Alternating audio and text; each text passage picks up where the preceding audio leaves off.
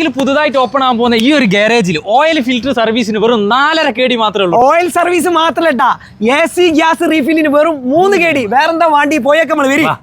ശനിയാഴ്ച ആണ് കേട്ടോ ഇവർ ഓപ്പണിങ്ങിനോടനുബന്ധിച്ച് നല്ല അടിപൊളി ഓഫറുകളാട്ടോ ഇവർ കൊടുക്കുന്നത്. അതന്നെ സാധാരണക്കാരായ നമ്മൾ പോലുള്ളവർക്ക് ഇത് ഉപകാരപ്പെടുന്നത്. കാരണം കാർ ഓടിനോൽക്കാർ ഇതിന്റെ ബുദ്ധിമുട്ട്. അപ്പൊ ഇങ്ങനത്തെ ഓഫർ ഉണ്ടാവുമ്പോൾ നമ്മളത് മിസ് ചെയ്തിട്ടാ.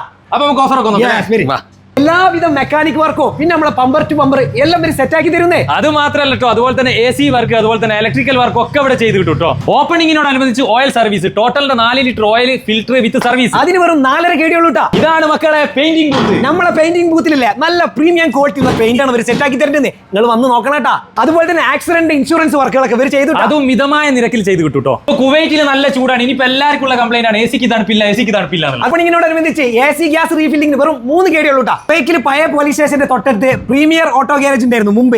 അതിപ്പോ നേരെ നമ്മളെ ഇപ്പത്തെ പാണ്ട ഗ്രാൻഡ് ഒക്കെ അതിന്റെ നേരെ ഓപ്പോസിറ്റ് ഇതാ പ്രീമിയർ ഓട്ടോ ഗാരേജ് റിനോവേറ്റ് ചെയ്ത് ഓപ്പൺ ആക്കിയിട്ടുണ്ട്.